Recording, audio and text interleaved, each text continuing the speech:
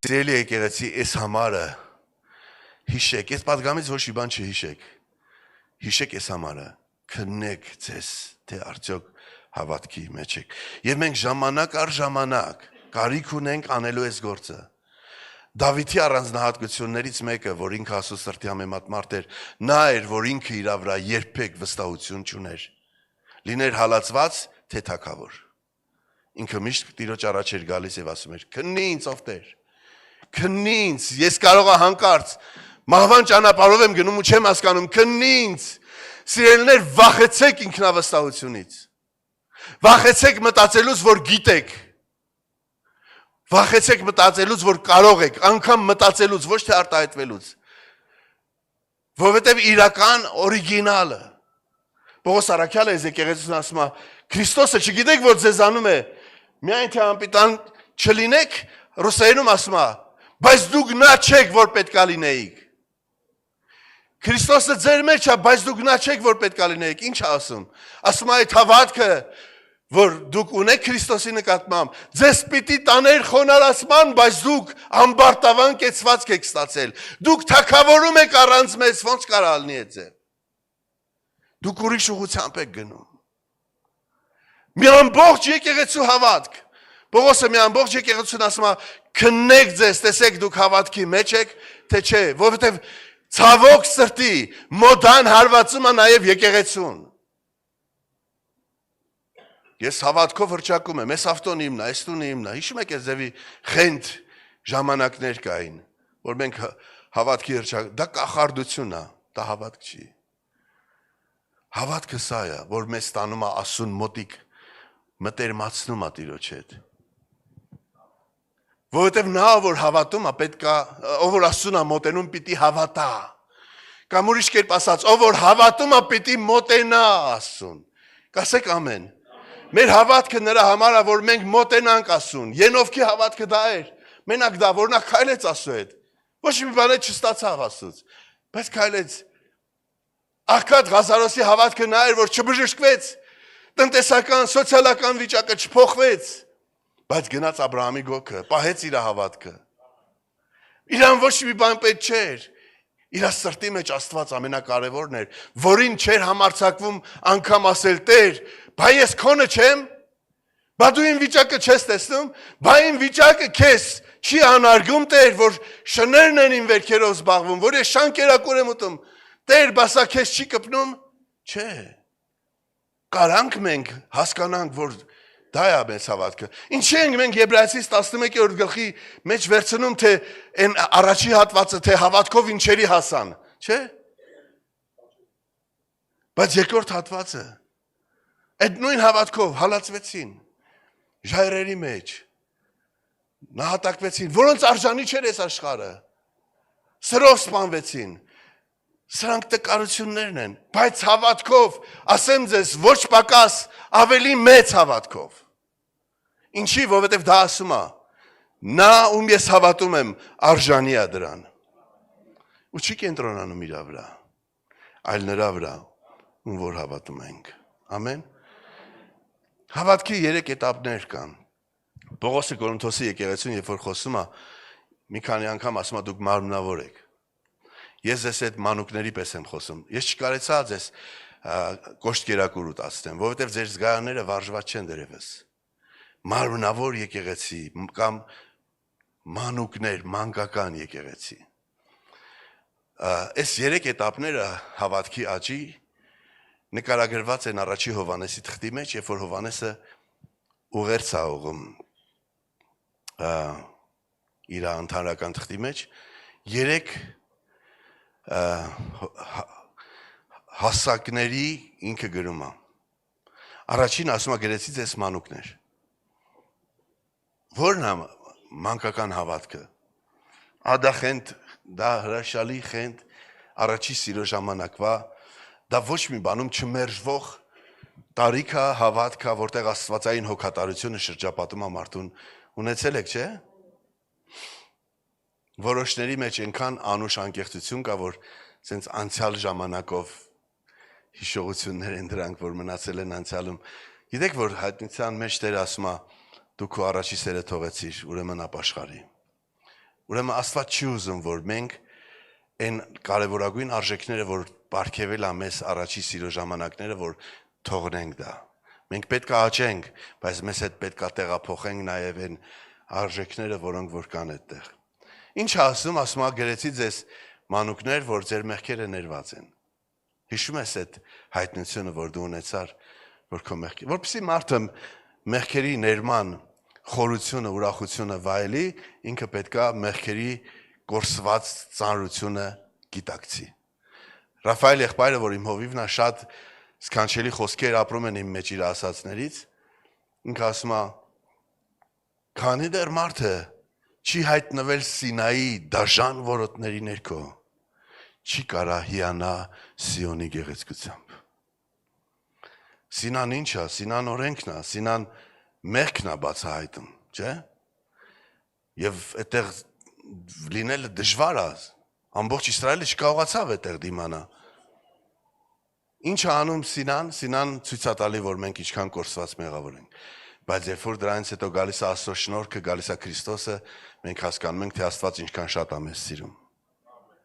Եվ նրա շնորհքը ինչքան խորն է եւ ինչքան մեծ։ Ամեն։ Մանուկների հայտնությունը մեղքերի թողությունն է եւ Աստծո զավակ դառնալը։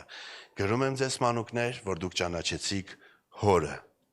Ինչ է դա նշանակում, որ մենք հայր ունենք, որ մենք որբ չենք, որ մենք ապահովված ենք, որ նա մեր աղոթքները լսում է, նա պատասխանում է մեզ եւ մենք վայելում ենք։ Այդ մանկության խենթ հավատքի դրվագներ կան իմ կյանքի մեջ, որ միշտ հիշում եմ։ Դրանցից մեկը պատմեմ ձեզ։ Այդ ժամանակ դերևս ես նորը ապաշխարել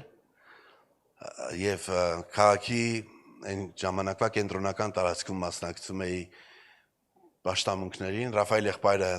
ուրիշ տարածքի պատասխանատուն էր, երբեմն այցելում էր տարածքներ, եւ այդ օրը Ռաֆայել եղբայրը եկավ, բոլորս ուրախացանք, որ այսօր Ռաֆայել եղբայրն է պատգամ տալու, սպասում էինք անհամբեր ինչա խոսալու, ինքը բարձրացավ, կանգնեց ամբիոնի հետև, ասեց. Սիրելիներ, գիտեք ինքը սենց շատ անոր շփիտունի ասեց. Սիրելիներ, այսօրվա իմ պատգամի վերնագիրն է անհավատ հավատացյալներ։ Երբ որ ինքը վերնագիրը ասեց Արարատ աղբեր, Սուրբ Հոգին ինձ ասեց, այսօր Ռաֆայելը քեզ իր ավտոյով տուն է տանելու։ Դες մի քիչ ֆանտաստիկ բան է, չէ՞։ Նորմալ է։ Ինձ համար ֆանտաստիկ էր։ Դա ինձ համար ֆանտաստիկայի ժանրից էր, բայց ինչ ասեմ, ես ձեր առաջել եմ ուզում անկեղծ խոստովանեմ, ես շատ ուրախ եմ, որ ես խելացի չեմ։ Ավելին ասեմ, շատ հեռու եմ խելացի լինելուց։ Եվ դա ինձ օգնում է։ Գիտեք ինչի։ Որտեւ եթե ես խելացի լինեի, այդ օրը ես ոտով տուն կգնայի։ Որտեւ բարձ մի հատ հարց, որ Ռաֆայելնով, դուով, ավտով նա չափիտ մեջ մնա։ Այդքանը իմ խելքը ինձ կարար տելադրել եւ ես չհավատայի, բայց ես դունդուկ էի եւ հավատացի, բարձ այդ ասացին հավատացի։ Ու նենց հավատացի, որ անկեղծ ասում եմ, Ռաֆայել եղբոր վերնագրից բացի ուրիշ ոչ մի բառ չլսեցի։ Ես սենց այն Երանոսի կարգավիճակում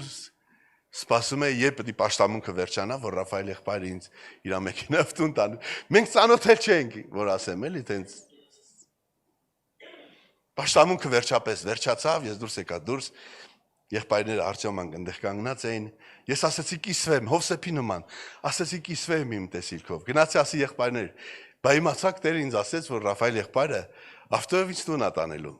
Եվ ես Եմ որ ասում եմ եղբայրների առաջ տարօրինակ թվաց։ Հիմա նայնին ծոր ինչ եղավ քեզ հետ էլի։ Ասի կտենակ։ Հա, այն էլի ինձ։ Ու տենց կանգնած էինք, ես իմ հավատքի մեջ վերացած իրանց կասկածների մեջ, տենց շատ բանով էլ իմ նկատմամբ ծիծաղներ։ Ռաֆայել եղբայրը իր այն ժամանակ խնամին չէր, դրա հետո խնամիացան, այդ եղբոր հետ էր, Միշա եղբոր հետ էր։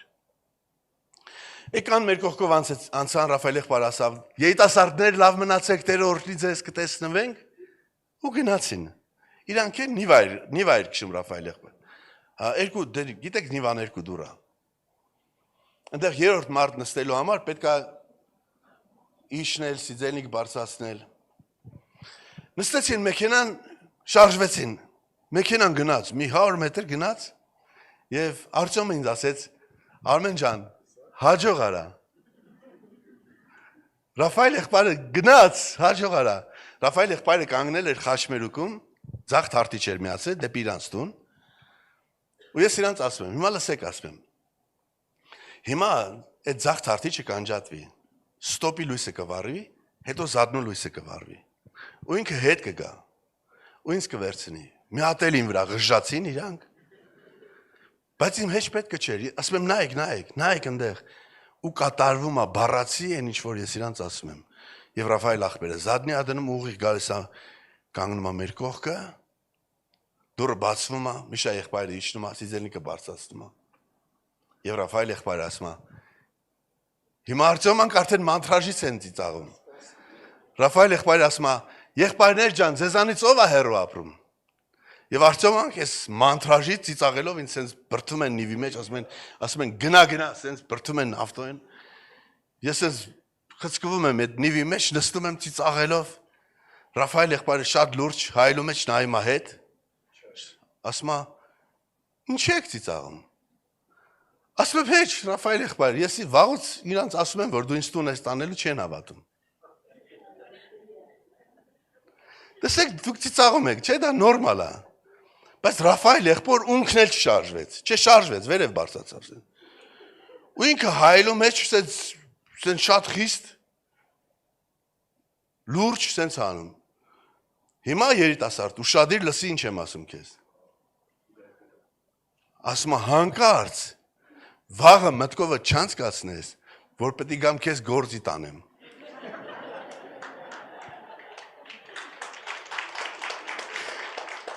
Դե Ռաֆայել եղբայրը խորը մարդ է, մտածում է, որ եթե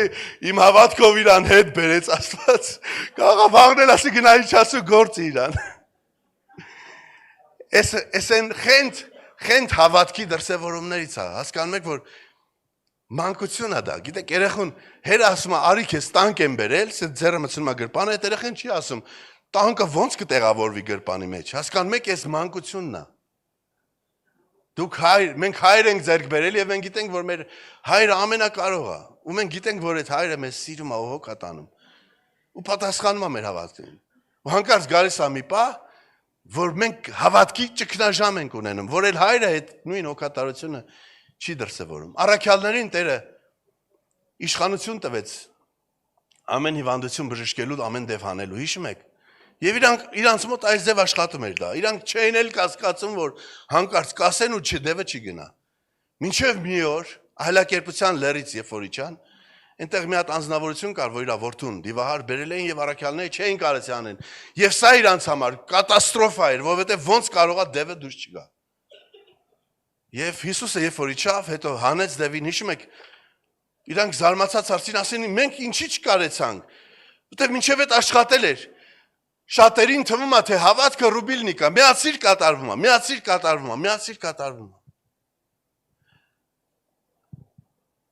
Մանավանդ երիտասարդության ժամանակ, երկրորդ պատվերը Հովհաննեսը գրում է, ասում է, գրեցի ձեզ երիտասարդներ, որ դուք ուժեղ եք, չարին հաղթեցիք, հետո նորից ասում, գրեցի ձեզ երիտասարդներ, որ Աստծո խոսքը ձեր մեջ է բնակվում, որ դուք ուժեղ եք եւ չարին հաղթեցիք։ Դա երկրորդ հասակն է, երկրորդ տարիքային խումբն է երիտասարդները։ Եվ այս մանկությունից երիտասարդություն անցումը հավատքի աճի կատարվում է ճգնաժամի միջոցով։ Այն ինչ որ աշխատում էր, էլ չի աշխատում, բայց դա նրանից չի, չարը գալիս ասում է Տերը քեզ չի սիրում, Տերը թողել է քեզ, Տերը քեզ չի լսում, եթե չթողներ, բա ինչի հիմա չի կատարվում այդ նույն ձևի։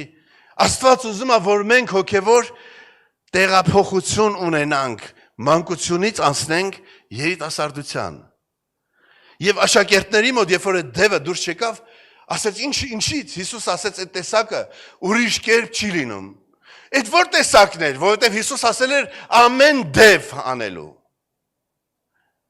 Ինչի հանկարծ այդ տեսակ հայտնվեց, որը որ չի հնազանդվում։ Հիսուս իրանց ասում է ծոմով եւ աղոթքով։ Ինչ է ուզում ասի, իրականում Հիսուս ասում է Էականը ձեր մտերմանալն Աստծո հետ։ Հավատքը իրական ավելի լավ էֆեկտ ունի։ Դա դևեր հանելը չի, բժշկություններ անելը չի։ Դա էլ կա, բայց դրանից ավելի լավ է, որ դու Աստծուն մոտենաս։